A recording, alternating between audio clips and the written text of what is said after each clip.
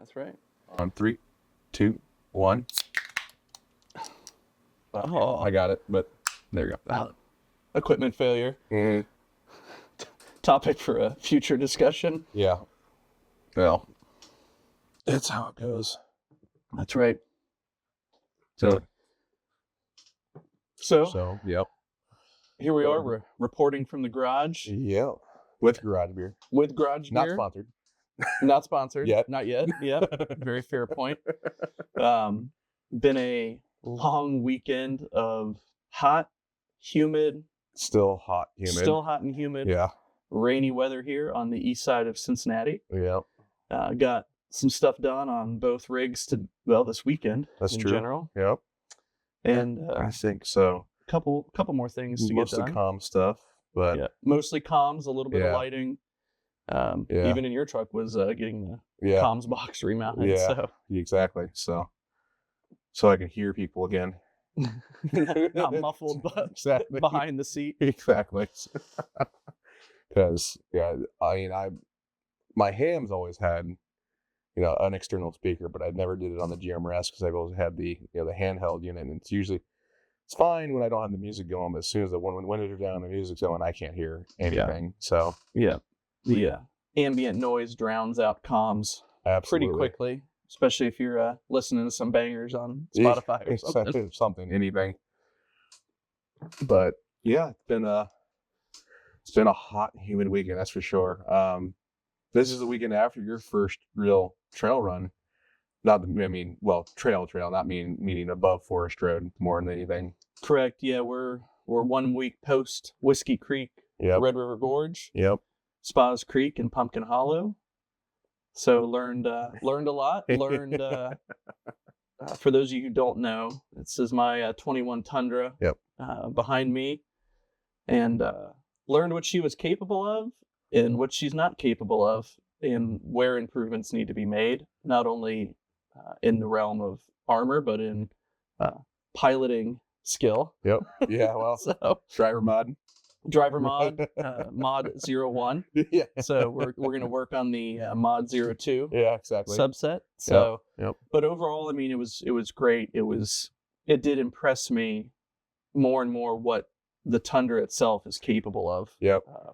You learned very quickly what gaps she does and does not fit in. Correct. We've established she is thick with 3 Cs. Yes. So, but in terms of horsepower and torque, no, there's no problem there. There's no problem there at all.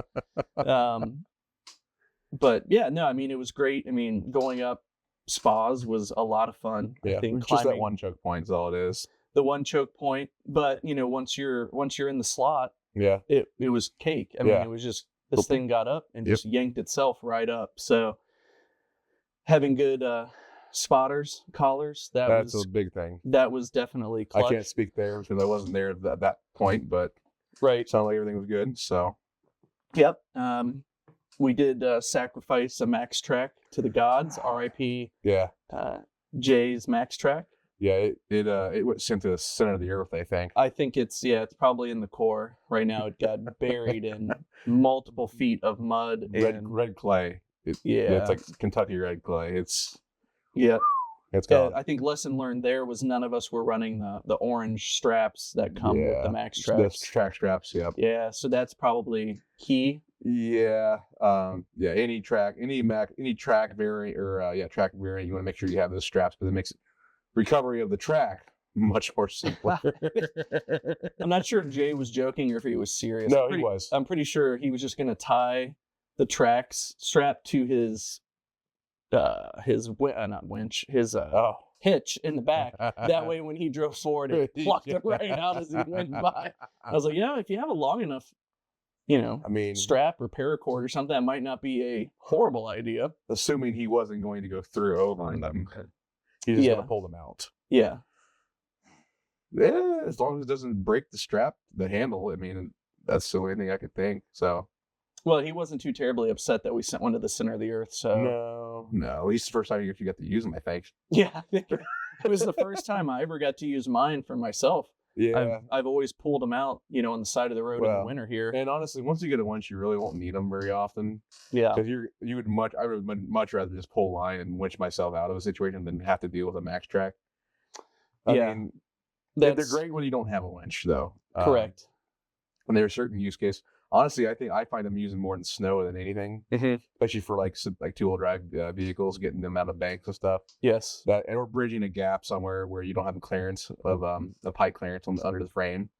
But other than that's when I've preferred to use them, because my concern, since I don't have a winch in the past, I've tugged people out with like a kinetic rope or something. Yeah. And you always worry about doing damage. Anywhere. I'd much rather have a vehicle that's not mine pull themselves out. Yep.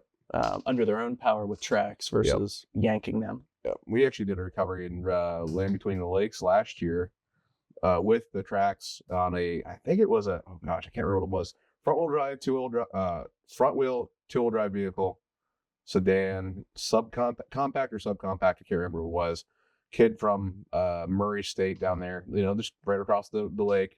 He's out there having fun, just exploring, because I guess he was about ready to go back for summer. And he ended up taking a wrong turn. And the problem is where this little side road was, there's a giant washout, like from pavement to gravel. Yeah. And he just went down and he couldn't he just couldn't figure out how to get it back up. Yeah. He kind of high centered on one of the points underneath, and he just needed help getting pushed up through that. And once we got the track there, it raised it up just enough to get it off the high center. So they're handy. I mean, I've used them. I've used them for recovery. I've used them to level my trailer. I use it for that more than anything. Yeah, I use them for camp leveling. Yep. So they're great. Yep. And of course, I mean, the name brand ones I feel are the best. Yep. I've had some of the. I mean, you usually, not always, usually when you spend the money, you end up getting a better product. Doesn't mean it's always the tough case, but it happens most of the time. I've been surprised by my like $60 Amazon, probably destination China ones that have survived as long as they have. I mean, I had them baking on my roof for so they're just 2 years. Getting UV treated. Yeah. One is significantly lighter in color than the other one is. Yeah. But I would have thought long ago they would have cracked and broken, but they've done extremely well. But we always sacrifice them first. Yeah. Due to their cost base. Right. So it's been, mine are the same way I do. So I don't have the Max tracks. I have the it's Yeti Arctic, it's action tracks, which is like the, a Yeti versus Arctic kind of argument. And they're a little softer than the Max tracks, I noticed. Like they're more rubbery. But they tend to they flex a little more, but they come back a little more than the Max tracks. I mean, I could see that being a benefit in certain situations. More, not as much so much bridging, but more for recovery situations is a little better, because they conform to the tire better. Right. But for bridging, I would say I would want it a little more rigid, especially if you're trying to bridge a gap, like a larger gap. And I think as we were talking about spas and pumpkin, one of the topics that gets talked about frequently is full size versus mid size. Yes. Well, and there's certain trails that that's going to come into play, obviously. As I found out. Yeah.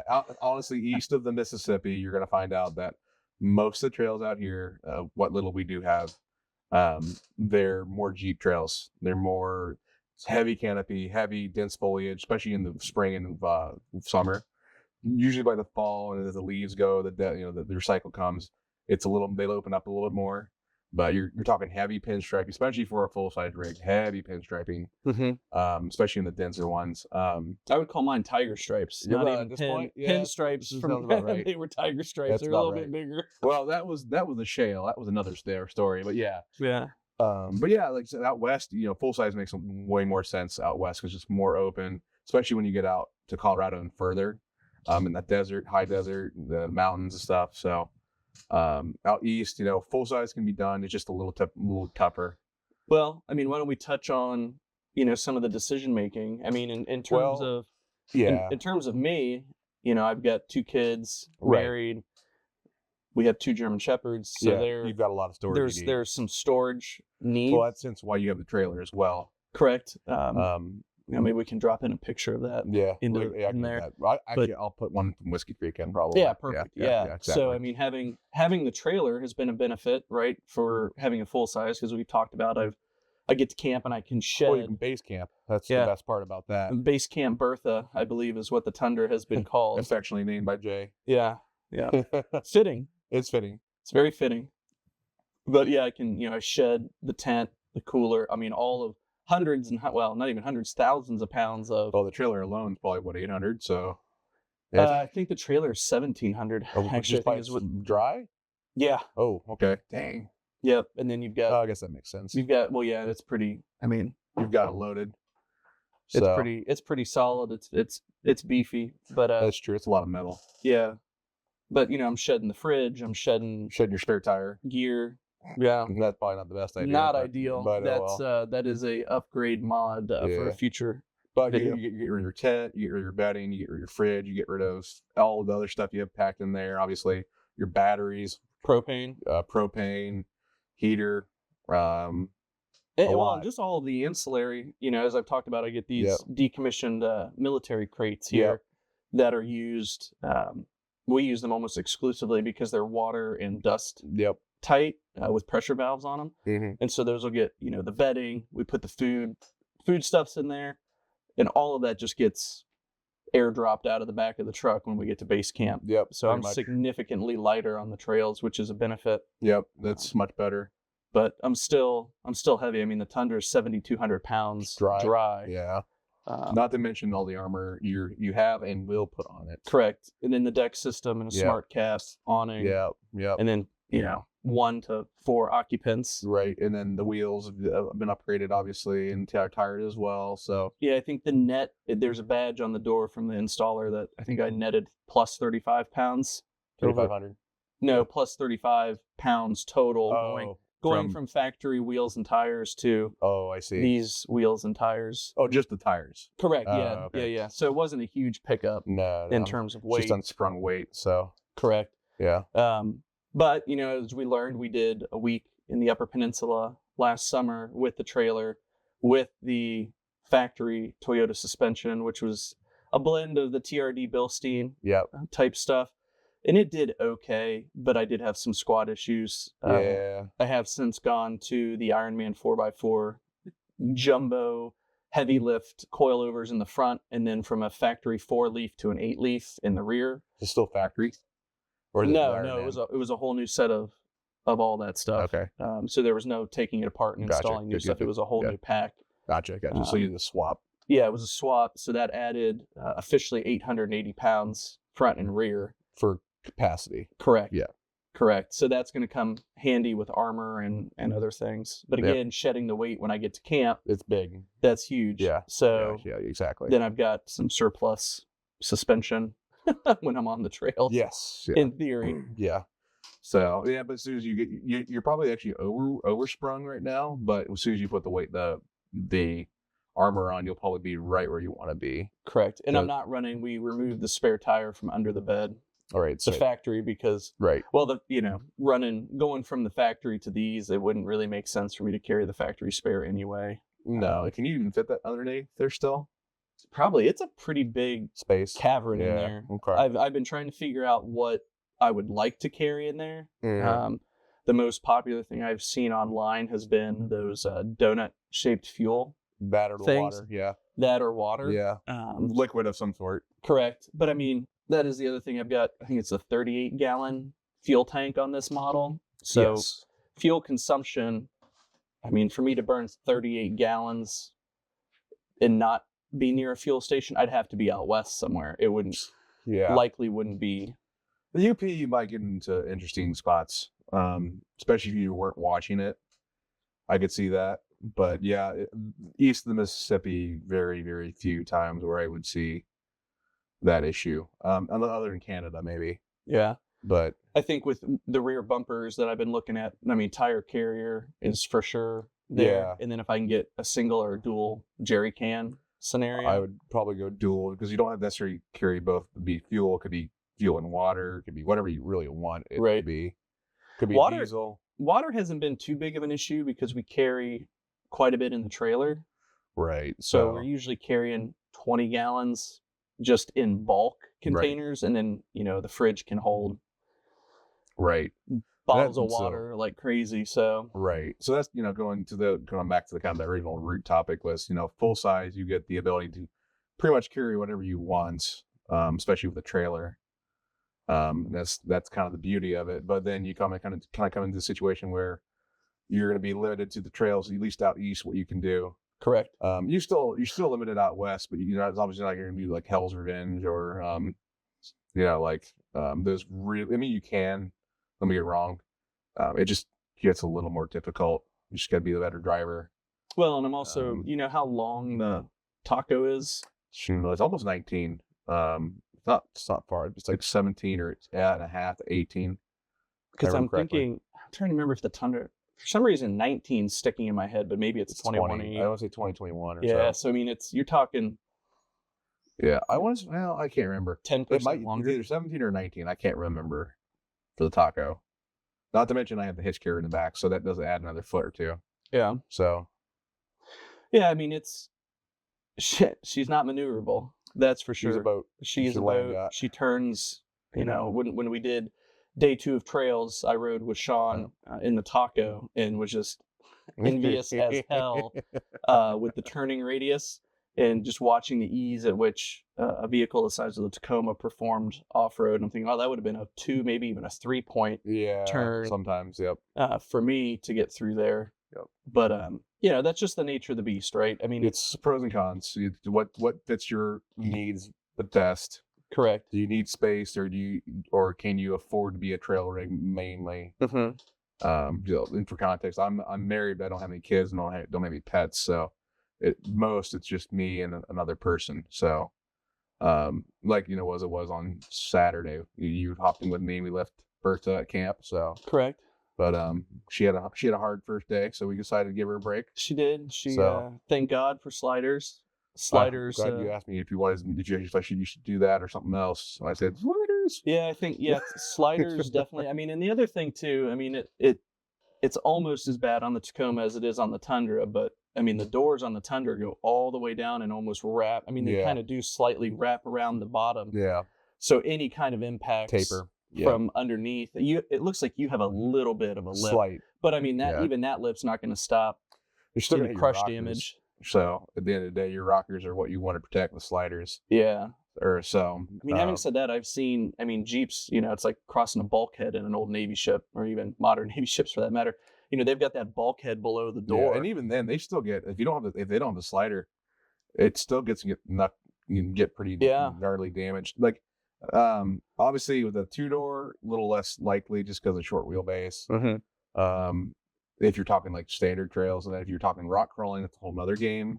Yeah. It's and I don't do enough of that to speak on that, but occasionally, usually unintentionally. But yeah, I mean, I after this weekend, any questioning doubt that I may have had about getting armor is gone. Yeah, I mean, when can I get it? How quick can I get it? I mean, it's definitely at this point the 4th of July sale is coming up here in a week or two. Yeah. There's going to be ordering going on for the Tundra because the factory oil pan lower engine shield took a hell of a beating. Yeah, there's like a garage beer sized dent. It's kind of generous calling it a shield, in my opinion, but. Cowling. Yeah, I guess more like cowling. I mean, fairing. Yeah. Sheet metal fairing. Yeah. I mean, it did what it was supposed to do. Yeah. Yeah. I can't ask any more of it. It does not owe me anything. No, at this point, especially. Yeah. So that's getting replaced. Yeah, I'm just looking at it, trying to think. Yeah. Fuel tank. I had a scrape on the fuel tank. It didn't dent it or pierce it, but you could definitely see where there was like a. Well, maybe not ground, but. Yeah, it almost looked like a piece of chalk just went down it. Like the rock just barely left a little. Skipped it. Yeah, so that's a wake up call right there. That's a warning from the trail gods. Yeah. Yep, you were right there. Yeah, I was there. Don't push it. Not to mention you high centered on this pumpkin, right? I did. Yeah. Yes, I mud, thankfully, but yes. Well, there's all sorts of stuff in there, but yeah, predominantly mud. Very sticky, gooey, like suction cup. Yeah. Vacuum sealed to the earth. Exactly. I followed a much more capable vehicle. Who were you following? You're following Robert? I followed Robert in his Gladiator. Gladiator 37 for for reference, which yes, and long travel, extra long travel suspension. So he was doing things that you shouldn't follow. Yeah, that's another thing is you'll learn is when you're in groups to realize, oh, that's a much more capable rigger than me. I should definitely not follow that line unless they tell me to follow that line. Well, and that was we talked about it after the fact, and he had issues with the radio, didn't he? He had issues with his radio, and he had been giving progressive directions because he was aware that this was my first, get out time, first getting it out on more than Forest Service roads. Which, I mean, as you've said, I mean, Spas and Pumpkin in those conditions were moderate level trails. Yeah, I'd say moderate. Yeah. So, it was kind of trial by fire. But what I talked about with Robert after the fact is not being on comms or his comms having issues. Yep. I was so locked into watching his trail, where he was putting his tires, right? That obstacle that I got stuck on, I mean, 4 feet to the right was a clear path that, right, a sedan could have driven on. But I was so laser focused on watching the way he was maneuvering on the trail to really follow in his track, right, that I got into trouble. Yeah, had to be winched out. And not to mention, you're on quite a bit of mileage on these tires, so it's not like these are brand new tires, and they're about the same as mine, honestly. I think they've got about 15 or 20,000 miles of road miles. I wouldn't say trail miles. I would say probably half that trail miles. I mean, I wouldn't count Forest Service roads. That's fair. It's more gravel. But through mud, they're like on the edge. I would not want to take them through a deep, sticky, slick mud. And for reference, they're Nitto Ridge Grapplers, which is funny because they're about the same as my Toyo RTs. They're actually sister tires. Yeah, believe it or not, they're the same company, same parent company. I have nothing but good things to say about the Ridge Grapplers at this point. I know I've had other friends who've run them as well. They've said they've had issues with road noise. I've not had issues with road noise. You do have a lot of noise insulation in your truck, more so than I do. I've actually, when we were pulling it apart today, I noticed that. So that might be part of the reason why you don't hear it. But it could be too. I mean, I would say so far as general lifespan, they're probably about 50%. As far as how many miles you think you have on it? 15 to 20. That sounds about right. But I would say 40. Road miles versus trailability miles are different. I'm probably different. 70 to 80% useful life on a spent life on what I would consider useful on a trail. Beyond a true trail, not just Forest Service roads. Now, don't get me wrong, Forest Service roads can be difficult, especially if there's a washout or if it's a dirt road and not a gravel road.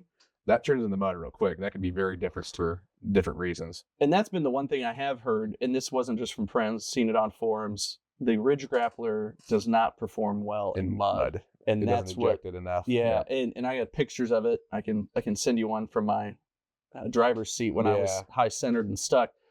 They looked like racing slicks. They were just, all the treads were so impacted there. It wasn't ejecting it like it should. So, I think this is not my daily driver that I do long trips in necessarily. Right. But I think I would probably go to, there's another series of Nittos that are more aggressive. Terra. Is it Terra? No.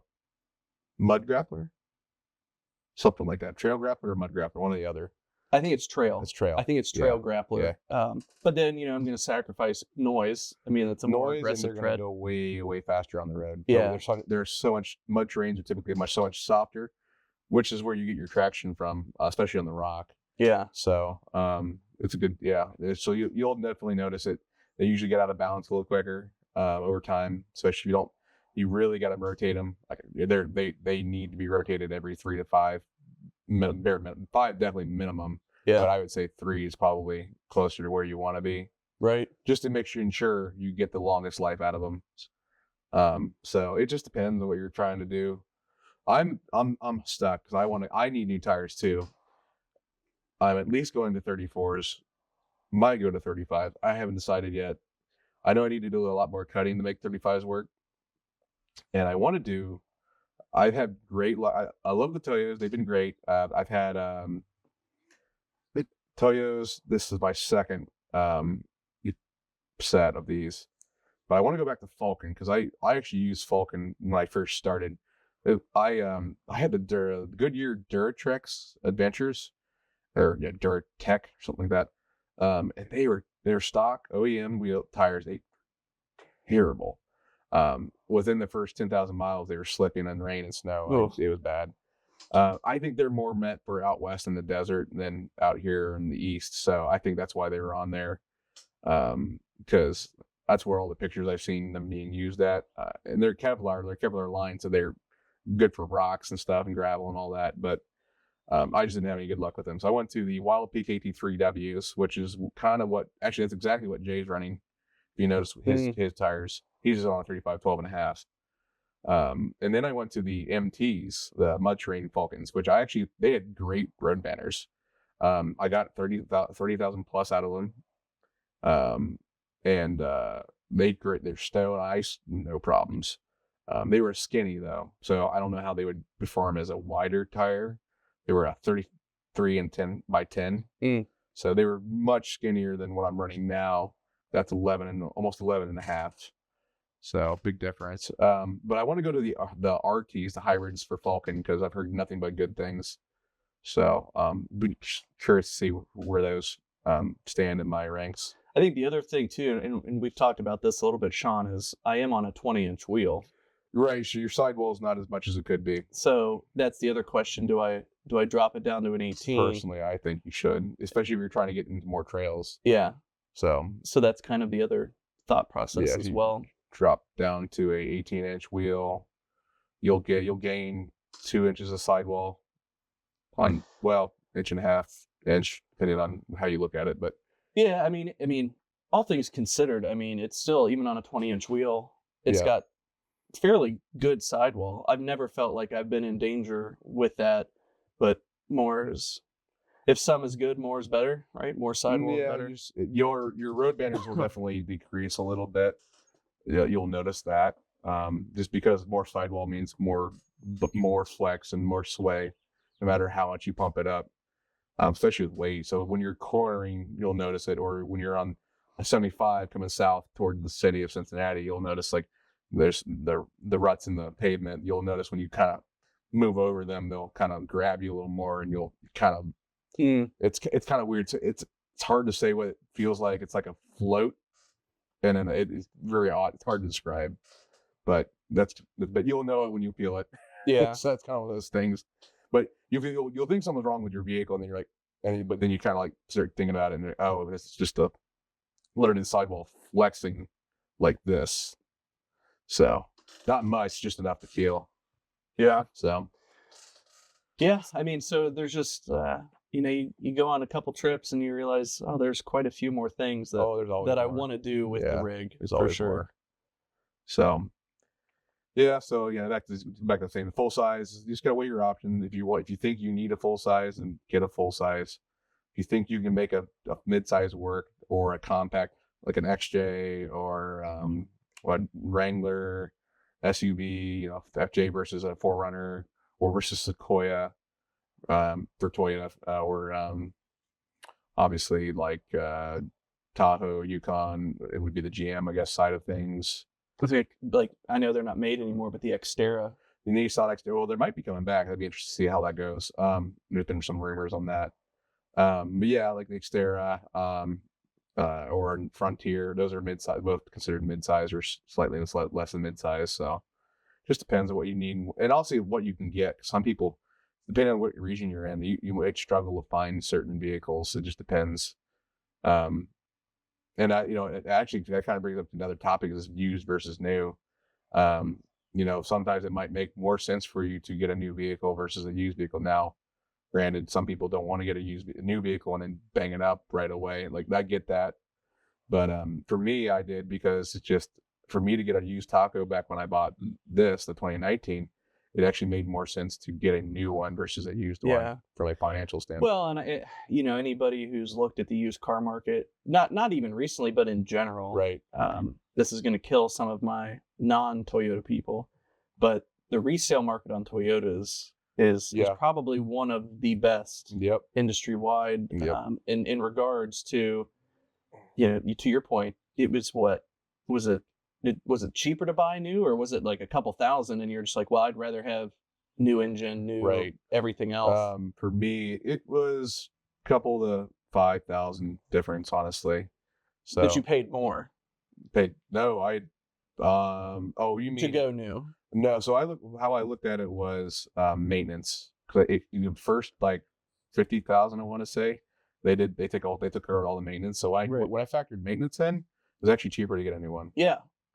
Well, and that's absolutely it. I mean, you look at the warranties, you look at some of the limited time stuff you get, like oil changes and fluid, that kind of stuff off the front end. Exactly. At least the first year or two. Right. It does, in my opinion. Until you mod it to a certain point, obviously, then they will stop touching it. But at least for the coverage stuff. I know the dealership will not rotate non-factory tires. I found that out. They won't. Yours won't. At least the Beachmont Toyota here on the east side of Cincy. They were fine. So that was part of the deal, and they refused to do it. They said it was a $50 surcharge to rotate non-factory Toyota tires. Oh, interesting. That's new. So I was like, oh, okay. Never heard that before, but I can rotate my own tires and really get down to it. Yeah, well, the tire shop on the side of town that I got them, they do it for free anyway. There you go. It was just kind of like, okay, now I got one more stop. Right.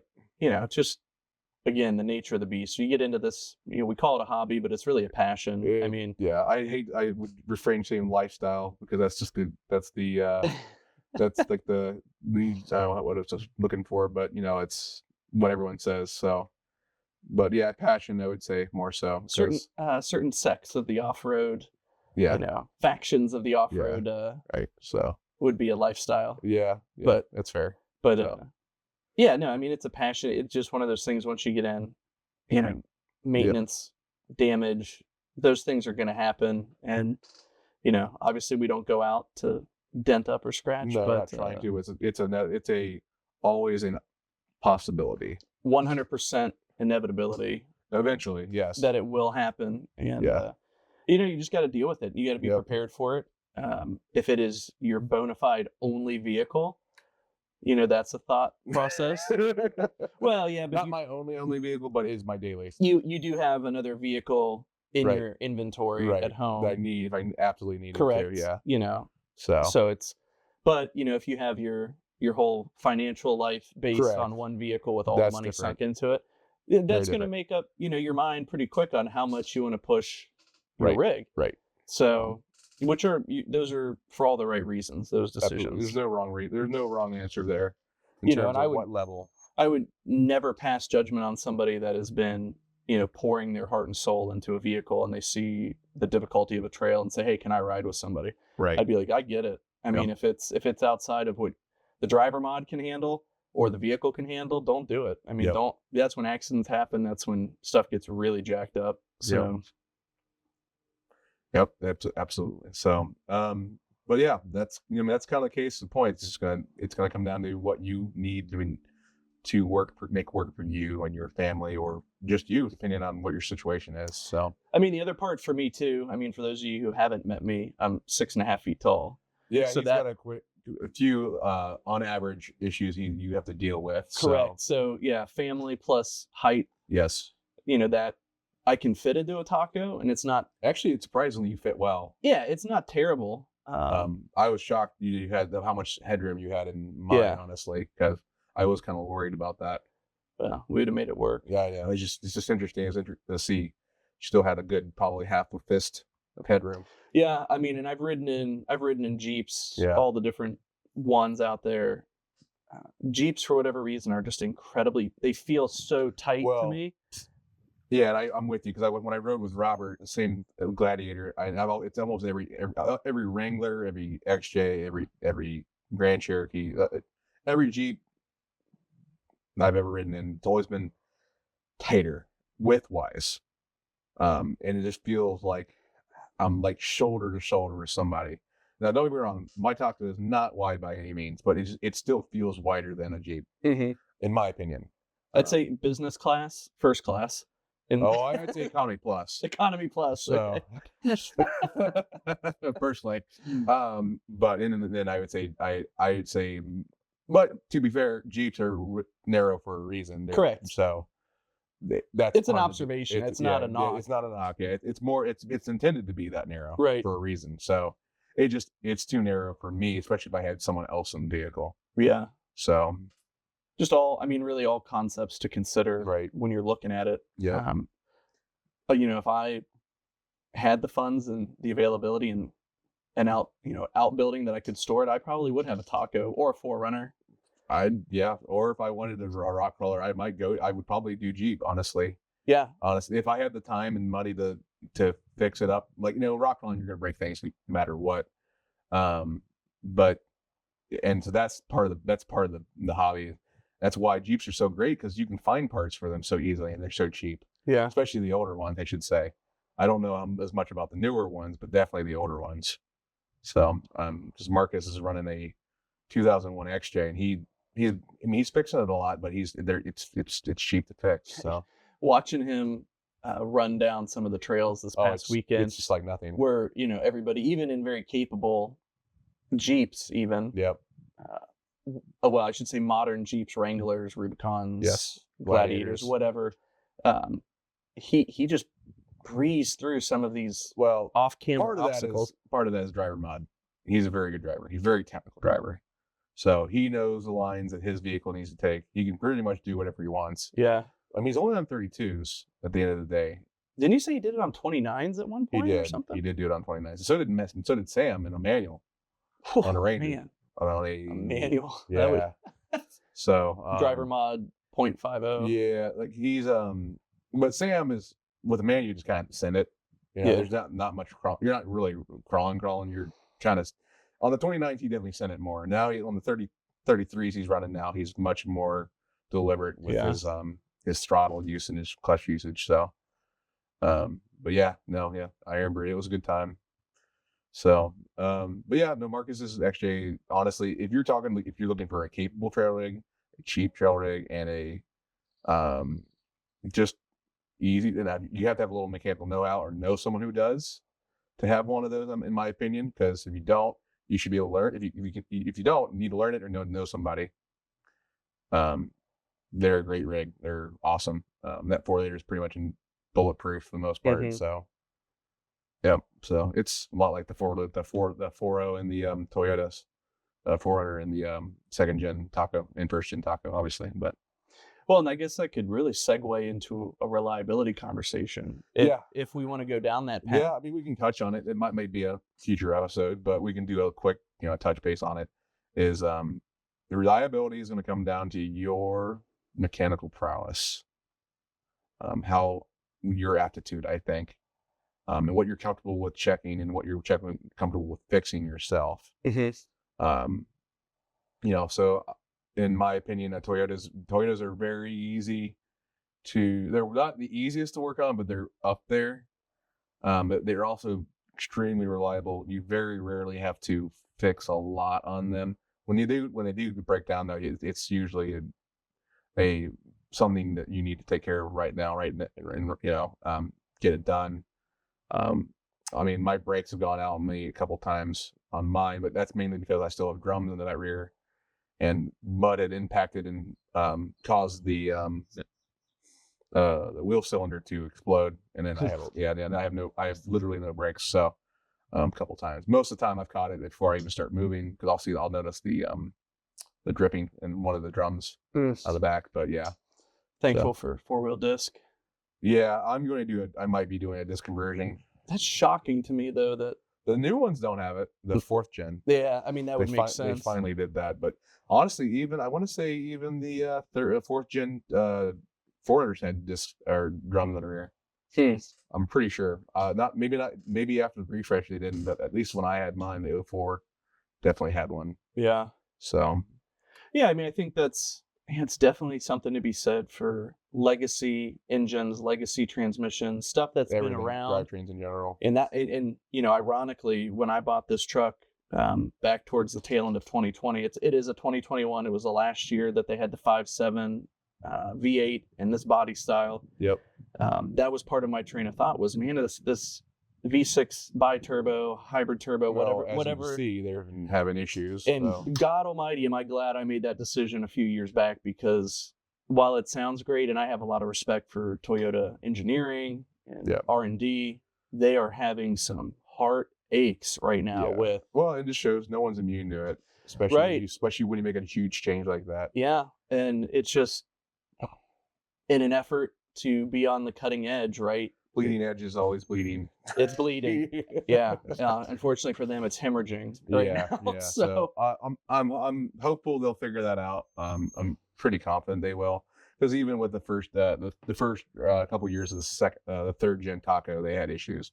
Not to that level, obviously, but it sounds like they have figured it out. It sounds like it was metal shavings in the manufacturing process, debris in the engine, especially the cylinders, and because it sounds like it's not every single one. Although I believe they are going to do pulling all of them. They're going to pull all of them, but it does sound like there was good days and bad. Yeah. Well, it's no different than the Tata recall that they found welding debris on the back axle for I want to say the U-bolts here for the 2020 and above, or 2021 and above tacos. Mm-hmm. So all it is just the U-bolts. They just have to sham down the axle a little bit there, and all it is they couldn't torque the U-bolt all the way down to torque back. They did, but it. As you ride, the debris shakes loose and it gets looser and looser. So yeah, that's a very layman's term explanation, but you'll get the point. It's maybe not exact, but so yeah. I mean, I've been very happy now in year 3 of ownership. Yeah. Haven't had anything major. Looking for something wood to knock on down there in the bottom there. Right. Oh, yeah, here's a little leveling block. That's some wood. Yeah, better just knock on that to make sure.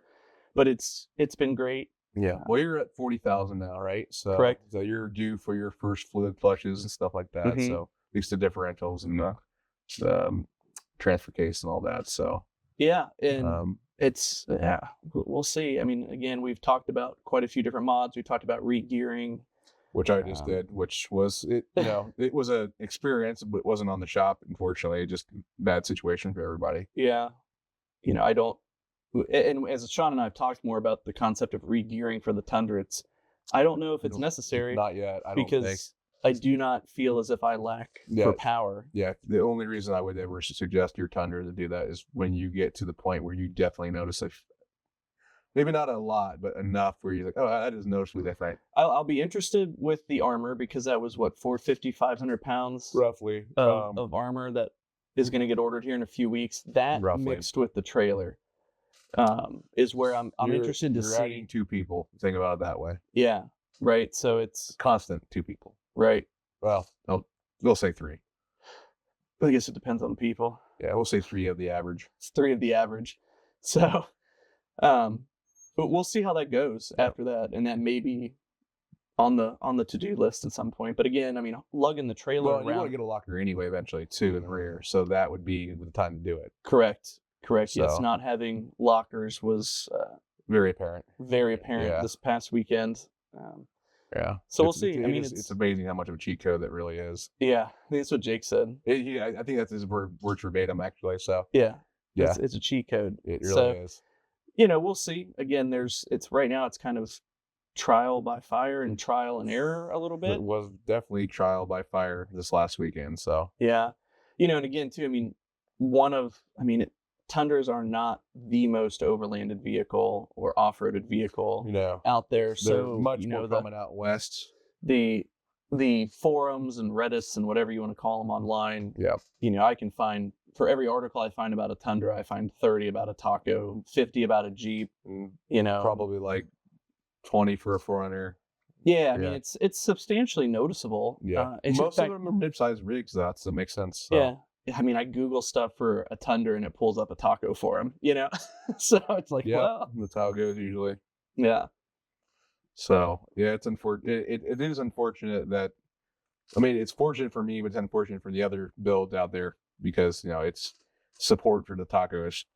It's overwhelmingly for Toyota in general. It seems to be top 1, if not top, not top 2, if not top 1. I would say 4Runner is probably just as popular, if not more so. Mm-hmm.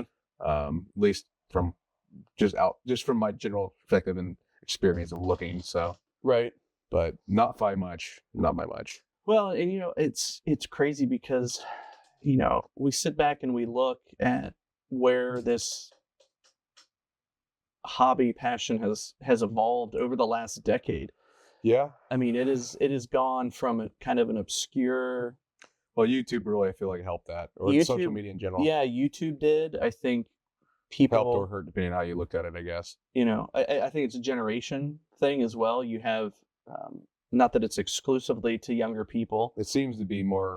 I would say, I see a lot of the older millennial, younger Gen X generation getting into this. Yeah, that's not exclusive. Let me be very clear. It's not exclusive to that. That's just our general experiences. Correct. I think you see a group of people embracing mechanical and technological stuff that is making this not only a little bit more affordable, but I always say when people ask me, like, oh, you drove so far off road and you camped without power and water. And I said, well, listen, I'm out there to thrive, not just survive. Right. I mean, you get into, it's fancy glamping with mud, in some circumstances, it feels like. Honestly, if you really want to get down to it, it's always been card camping.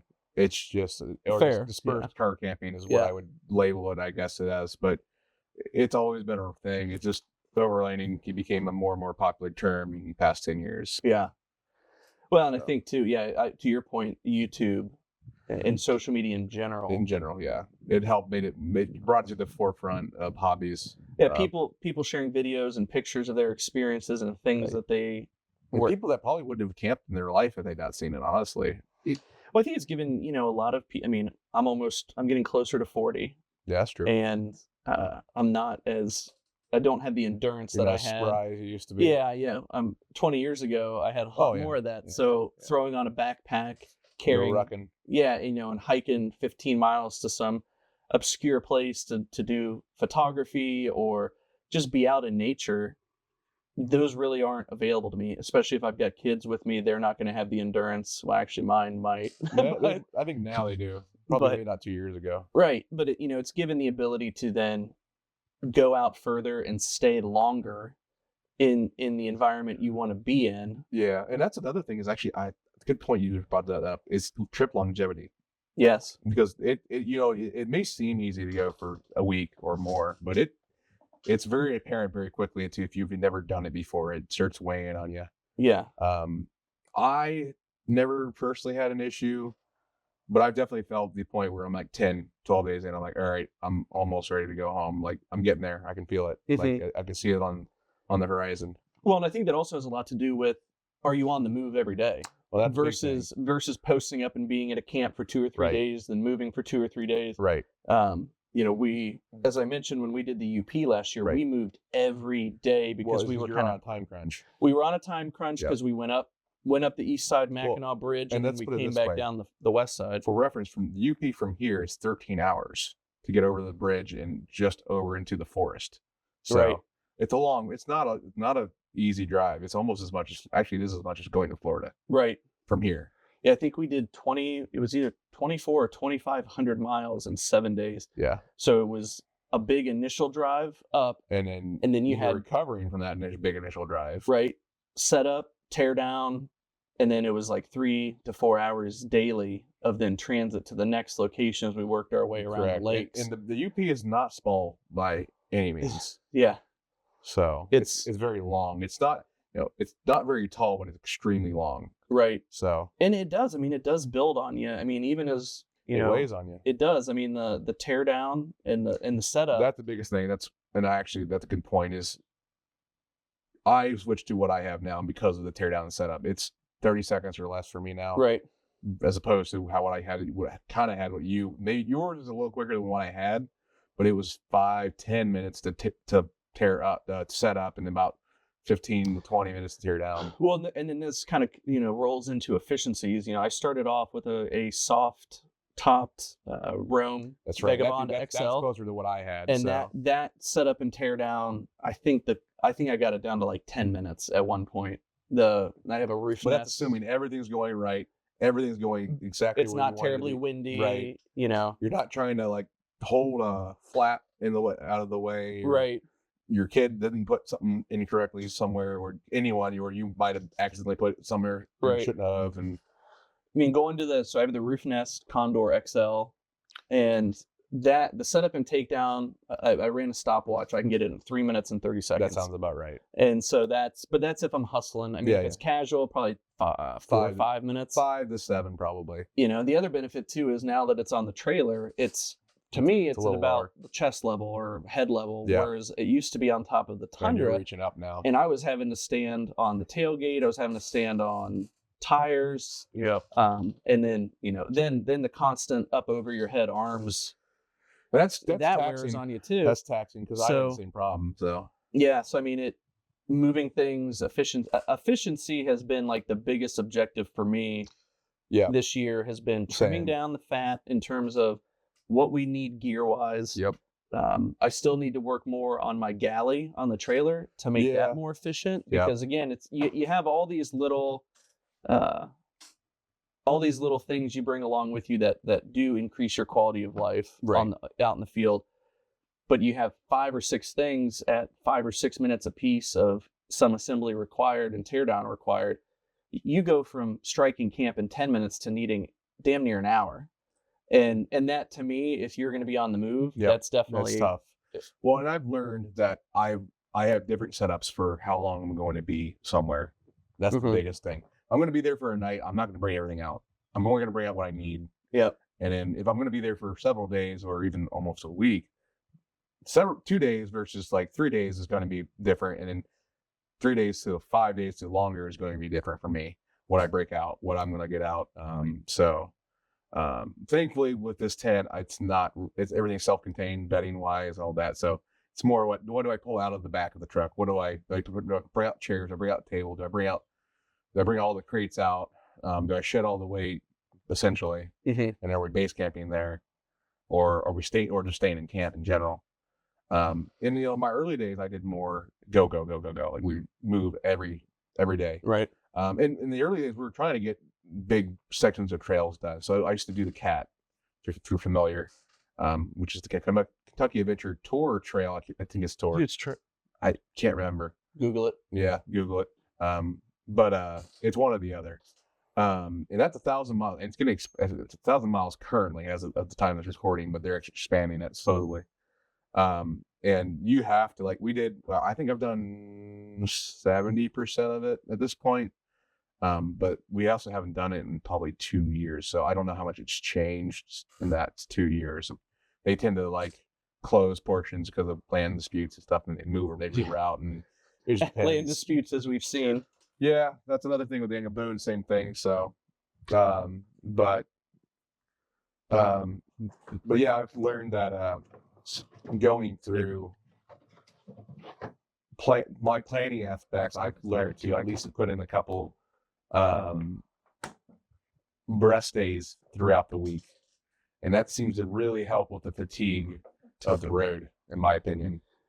Yeah, and that's absolutely something that you have to factor in is the rest component, because it is taxing. I mean, and one of the things I learned was traveling with 2 kids. That's a whole nother level. At 9 and 11, they're definitely more helpful than they once were in camp, but you also have to watch them a little bit more because they're a little bit more ambitious in the packing aspect. Or I ran into it this past weekend. There was like a lever on the trailer for the jack and a crank, and it had gotten somewhat stuck because they had turned it the wrong way. Yeah. And then I'm just over there watching them like yanking really hard on it, and I'm like, all right, let's see what's going on before you snap something or break or bend it or whatever. So it's part of the growth, and I will say, I mean, they're very ambitious and willing to help. So at least that's a good thing. It is. It's better than the opposite. So correct. So, and we haven't really done it with both dogs. Well, the Yates is still pretty young, so that's understandable. Jaeger's 9 months and still just a fur missile in every way. But we did take Stella. She was 4 years old at the time, a German Shepherd mix. We took her on the UP, and she did fantastic. Yeah, but she's a little bit more mellow. So. Very much so. Yeah. So, but I feel like if you had both of them, she'd probably keep Yates in check. Honestly. She tolerates his nonsense for an appropriate amount of time, and then she's like, "All right, no." She's like, "We're done." Yeah, exactly. You're done. So, exactly. But she's She's good. So it's something I look forward to. But then that introduces a whole other thing because 2 adults, 2 kids, 2 dogs, larger dogs too. No, they're medium to large. Yegs would be medium right now. Yeah, but I mean, currently, yeah. Yeah, exactly. I mean, she bounces between 80 and 90 pounds. So that's a large dog, I guess. So that's I mean, when she's sitting on your lap, it's a large dog. Trust that's me. Fair. So fair. That's not going in a Tundra. No. So then usually now you got to figure out: do you take 2 vehicles? Spell and the wife has a Bone Factory Wrangler. Yeah. 4-door. So that we have used that in the past as an auxiliary vehicle. Yep. So if we're getting to a site that is Forest Service type roads, dispersed, it's fine. Yeah. But I mean, I wouldn't want her to go up Pumpkin.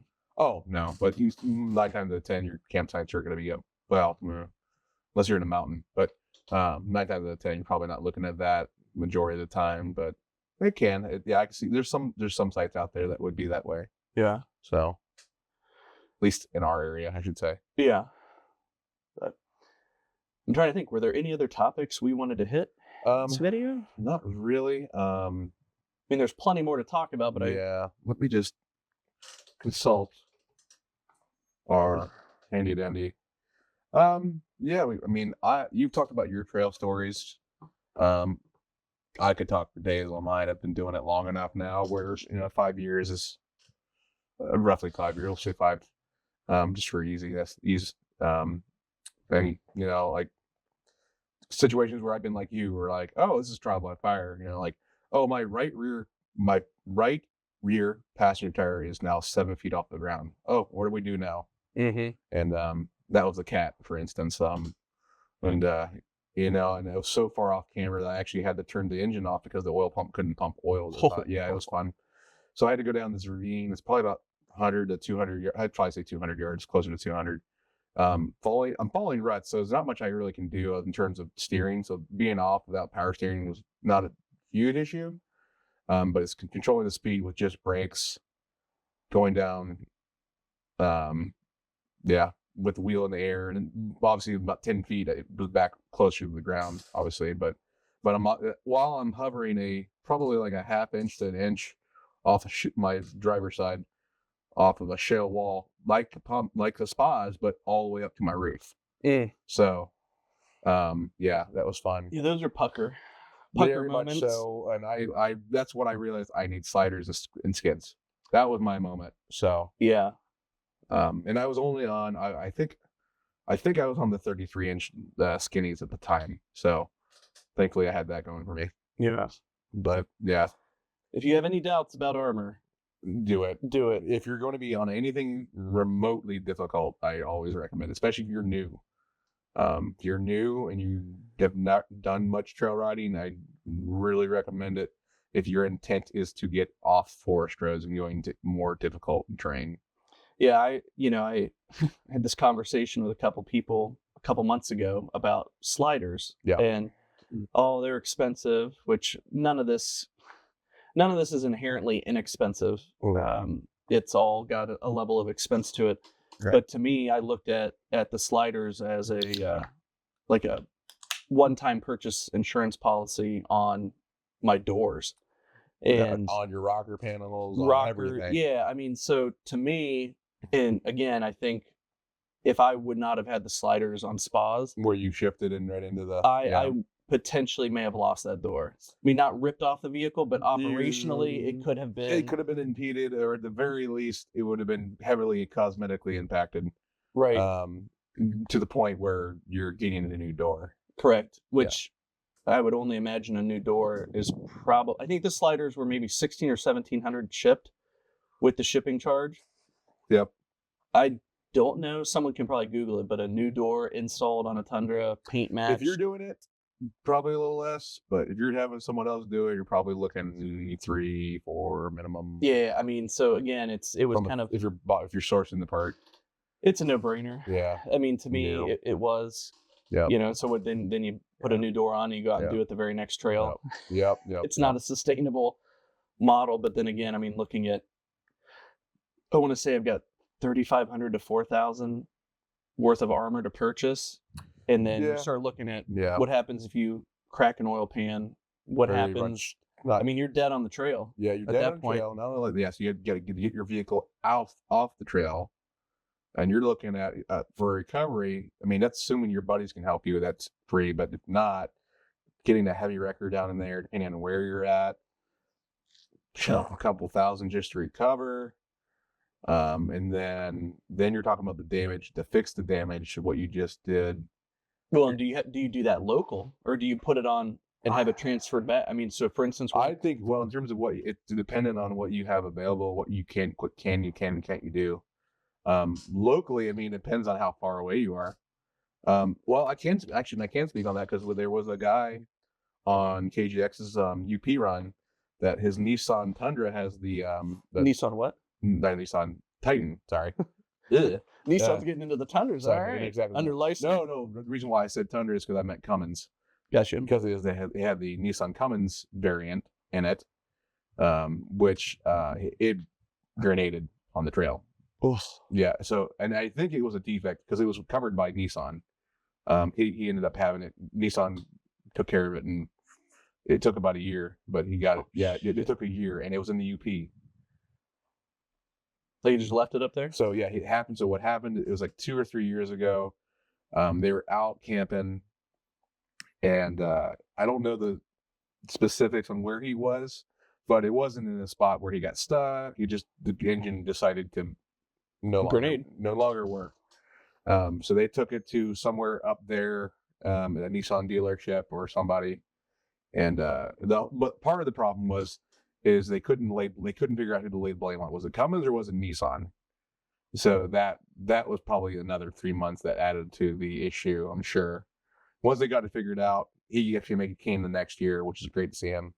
But yeah, he's had no issues since. But yeah, it was something to do with the engine just left the chat. It's the so to speak, an unscheduled rapid disassembly. Yeah, exactly. Yeah. Yep. So those are never fun. No. Thankfully he was able. And Darren's a great guy, and they're all good. Darren had just got home and literally turned around and went back and at least got him, his kids out of there, and the somehow got home. I can't remember exactly, but they made he drove 12 hours home and literally turned around and went back and got him. Well, I think that's a great segue too. Is one of the things, and I'm a newer member to IKO. Yep. So what, 4 months now at this point, maybe 3 months. February, even? I want to say. Yeah, so four and a half. Yeah. Is having a good group of guys and gals for that matter. Yep. Knowledgeable. It gives you a little bit more confidence as you're getting into this. You have people to kind of rely on to bounce ideas off on. At the end of the day, it's your rig. You do what you want, but we can kind of shed some light. Oh, we did that, and this is why we didn't do it. We didn't like it, or we did do it, and this is why we went away. We went away from it. Why we kept it. So it's good to have that kind of back and forth, in my opinion. In our group, nothing special in terms of members or anything like that. I just think we're just a good, solid core group in general, and we're willing to help where we can. Well, I mean, I sit back and I look at it coming off of Pumpkin. This was the day before you got down there. They were excited to help. And so yeah, I had I got the Love Scratch, Love Kiss from Spas earlier in the day. Yep. And then high centered on Pumpkin in the bog. Yep. And I didn't know until I got off the trail and back onto pavement that I probably had about 30 pounds of mud. Yes. On the driver's side only because of the way that the terrain was, that I got above 40 miles an hour and I just had a wicked shimmy. I mean, the steering wheel was back and forth. And clearly out of balance. And, the first thing that comes to mind is, did I blow a rod? Like, is there something? Or did the axle, did the CV blow? Yeah, exactly. Something is out of whack. Correct. And, that was the first fear. And, I had Woobs. It was in the passenger seat with me. And, I told him, I was like, this isn't sustainable and we're about to get on the highway because there was a little stint of highway. When you get over the radio. Hey, I had an issue. Like, we need to pull over somewhere. And that's what happened. And we were probably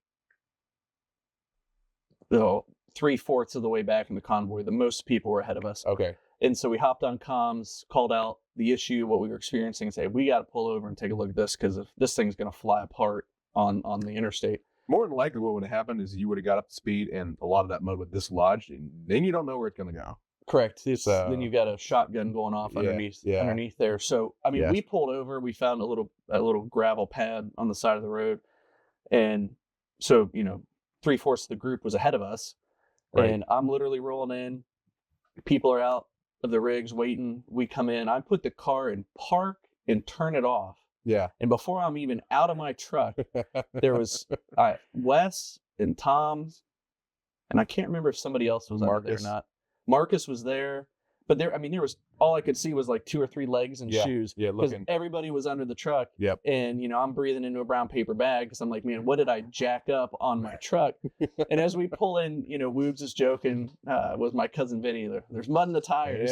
Yeah. And I'm thinking, okay, well there could be mud in there for sure. Yeah. But there's no question. There's definitely mud there. There was not. I was like, there can't be that much. And I'm just watching Wes and Tom just pull out handfuls of mud, and that was the issue, right? But that's a learning experience for me because that was the first time I had experienced that. But it was also a sign of having teammates. Like this is a team sport. Really, for sure. I mean, it is not a. I mean, you can go out solo, but I would highly recommend it on. Not recommend it with certain levels of trails. Right. Yeah. I mean, you're asking for trouble.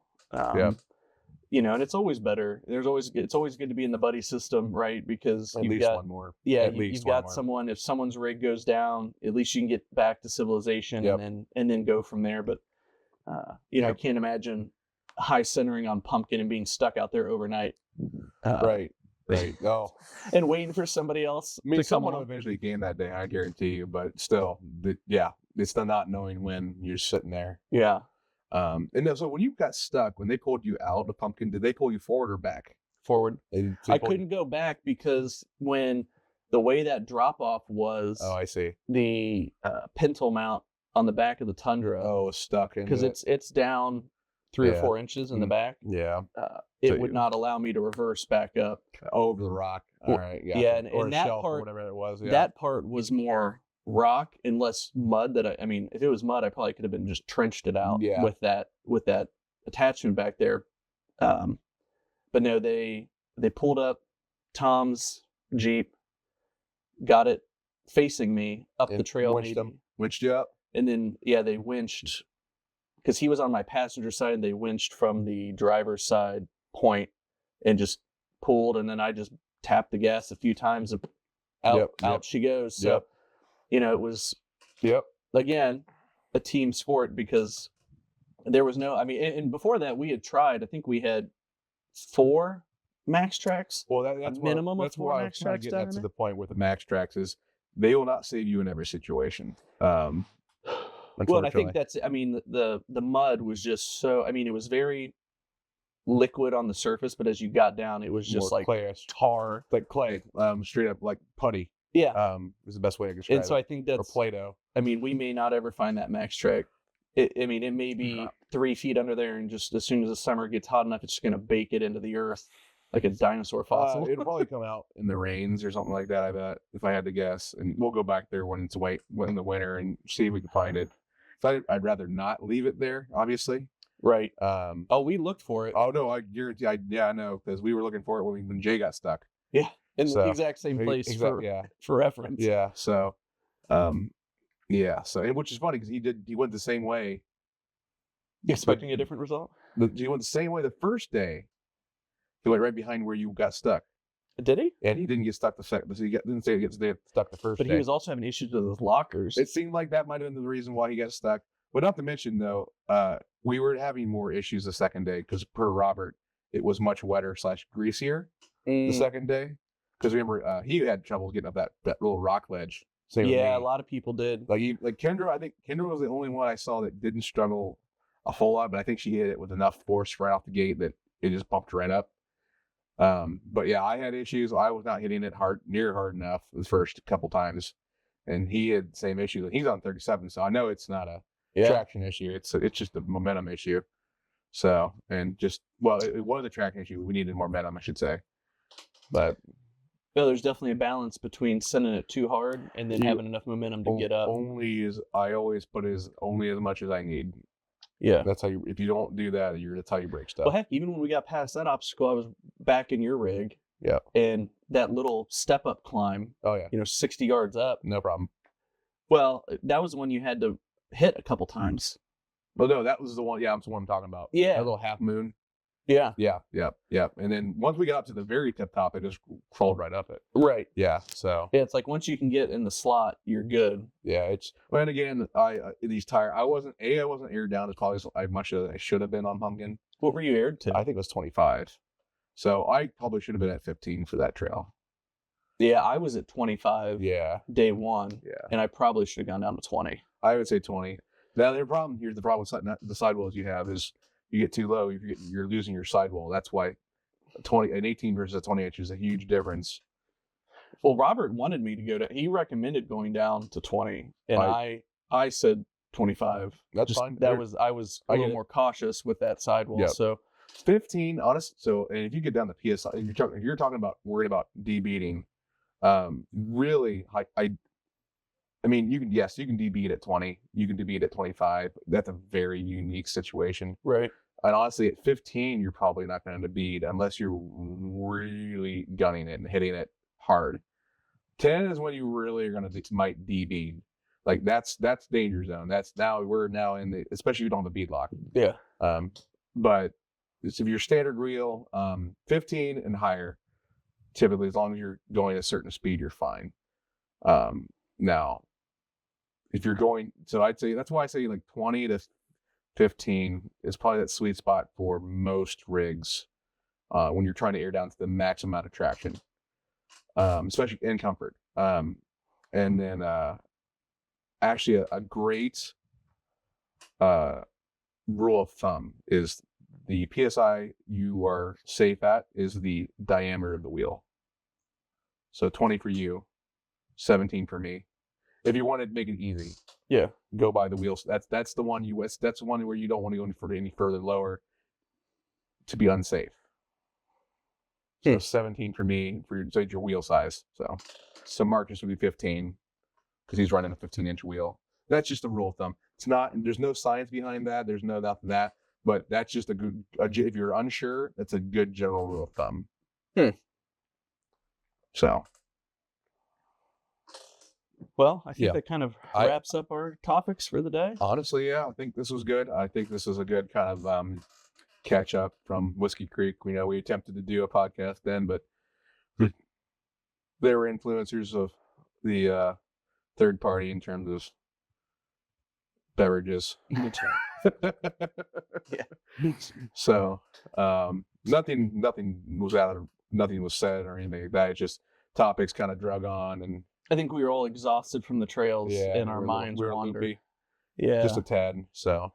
Yeah, not that we're not loopy after 2 days in 90-degree weather and it's finally feeling all right now. 120% humidity. Yeah. So, but at the end of the day, it just that and the background noise, it was hard to work out. So it's just we had a huge fire, so it wasn't right there. So yeah, it's tough. But yeah, overall good time. So yeah, we need to do this more often. Would like to start trying to do this, at least recording these probably once every 2 weeks or so, ideally. Well, and I think too, we have more, if a hot topic comes up, we can do it remotely via webcam. Yeah. That's not a problem. Really hit on some of these, breaking news in the industry or yeah. I don't know if I really feel like anything is that hot button issues, but I guess if they were to close Daniel Boone National Forest, that would be one. If I had to, that would be worthy of talking about, I assume. I think anywhere in North America, if we heard that a national park was closed. Well, it did happen out west recently. Semi-recently, so the past 6 months, they closed a bunch of BLM land down. So. Yeah. So. That's a whole topic for another video. Yeah, we're not going to go in that. Just an example. But, yeah, so stuff like that. So. Well, thanks for having me on. Well, thanks for having me here and hosting it. That's the biggest thing. Yeah. So, yeah. Cool. Yeah. Well, until the next one. Absolutely. See y'all.